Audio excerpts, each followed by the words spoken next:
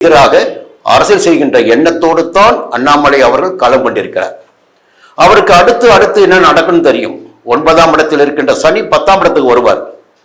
அந்த காலகட்டம் அவருக்கு சாதகமாக இருப்பதற்கு வாய்ப்பு இருக்காது. ஸ்ரீ குருஜி அஸ்ட்ரோ டிவி நேயர்களே, உங்களை வணங்குகிறேன், வரவேற்கிறேன். தமிழக அரசியல் களம் என்பது இப்பொழுது சூடு பிடித்திருக்கிறது. புதிதாக அரசியலுக்கு வந்திருக்கிறார் முன்னாள் பாஜக தலைவர், மாநில தலைவர் அண்ணாமலை அவர்கள். அண்ணாமலையின் பின்னால் ஒரு அணி திரண்டு கொண்டிருக்கிறது.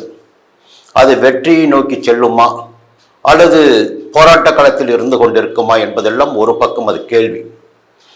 அதற்கு முன்னதாக பார்க்கின்ற போது நடிகர் விஜய் அவர்கள் கட்சியை தொடங்கிய போது கூட இந்த கட்சி வெற்றியை பெறுவதற்கு வாய்ப்பு இருக்காது என்று தான் அன்றைய ஆளுங்கட்சியும் அன்றைய எதிர்கட்சியும் பேசிக் கொண்டிருந்தார்கள். ஜோதிடர்கள் கூட பார்த்தீங்கன்னா அந்த விஜயுடைய ஜாதகத்தை பற்றி பேசுவதை மறந்து விட்டார்கள். இல்லை, ஜாதகம் கிடைக்கவில்லை என்பது காரணமாக கூட இருக்கலாம்.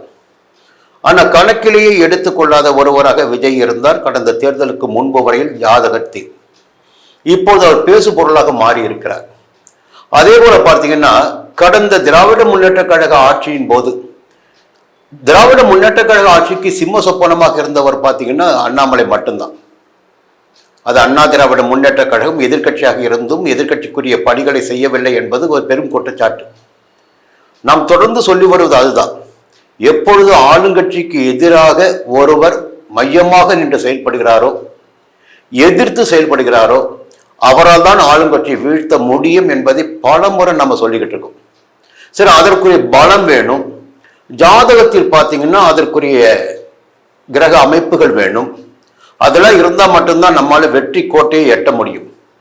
இப்போ பாஜகவில் பார்த்தீங்கன்னா தமிழகத்தில் பாஜகவை காலூன்ற வைத்தவர் என்று சொல்லுவதை விட பாஜகவை வளர்ச்சி பாதைக்கு அழைத்து சென்றவர் அண்ணாமலை.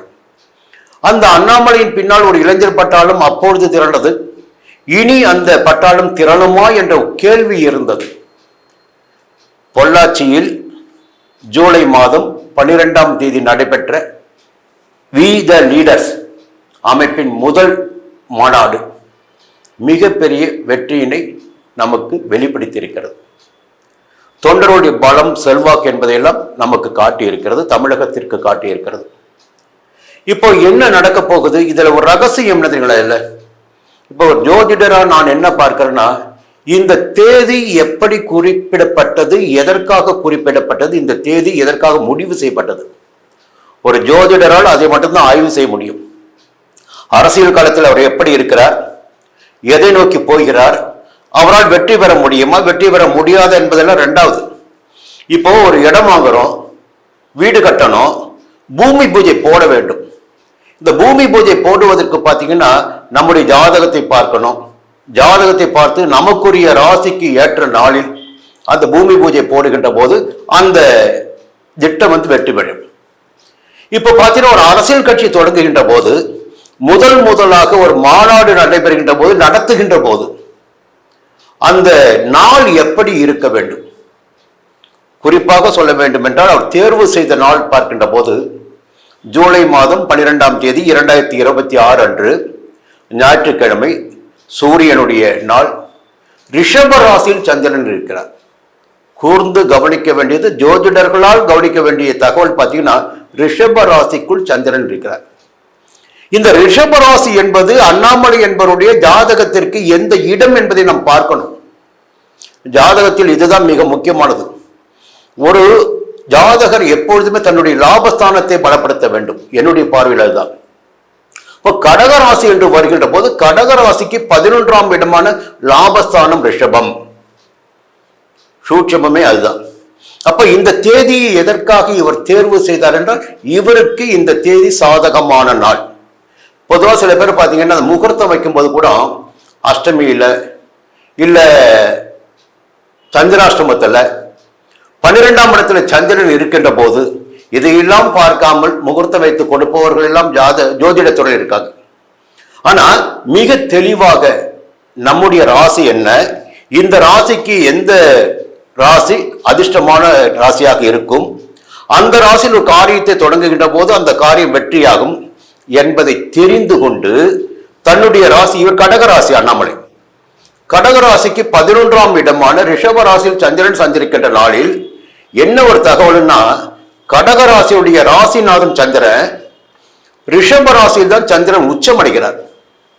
இன்னொரு சூட்சமத்தை பார்க்க வேண்டும் என்றால், ரிஷப ராசிக்கு 11ஆம் இடமான மீன ராசிக்குள்ளாக சனி பகவான் சஞ்சாரம் பண்ணிட்டு இருக்கார். அப்போ சனி பகவான் இன்னும் வக்கிரமாகல, சனி பகவான் மீன ராசிக்குள் சஞ்சாரம் பண்ணிட்டு இருக்காரு. ரிஷப ராசிக்கு 11ஆம் இடம், இவருடைய ராசிக்கு ரிஷப ராசி 11ஆம் இடம், ரிஷப ராசிக்கு சனி பகவான் சஞ்சரிக்கின்ற இடம் 11ஆம் இடம். அப்போ எவ்வளவு சூட்சமங்கள் இதில் அடங்கியிருக்கு பாருங்க. இந்த சனி பகவான் தான் மக்கள் செல்வாக்கை உண்டாக்கி கொடுப்பவர். அப்போ பொள்ளாச்சியில் நடைபெற்ற மாநாட்டினை பார்த்த போது பார்த்தவர்களுக்கு தெரியும் இது எத்தனை பெரிய செல்வாக்கினை கொண்ட மாநாடு என்பது பார்த்தவர்களுக்கு தெரியும். அப்போ இளைஞர்கள் பட்டாளம் என்பது அண்ணாமலையின் பின்னால் திரள ஆரம்பித்திருக்கிறது. இது ஒரு முதல் பிள்ளையார் சுழி மட்டும்தான். பிள்ளையார் சுழி போட்டு இருக்கின்ற நாள் அண்ணாமலைக்கு மிக மிக சாதகமான நாள். அப்போ இந்த நேரத்தில் கடகராசிக்கு பாக்கியஸ்தானத்தில் சரி. இப்படி பார்க்கின்ற போது இந்த காலகட்டம் இவருக்கு யோகமான காலகட்டம். அண்ணாமலை அவர்களுக்கு இந்த அரசியல் கட்சி தொடங்கி இருக்கின்ற காலகட்டம் இன்னும் யோகமான காலகட்டம்.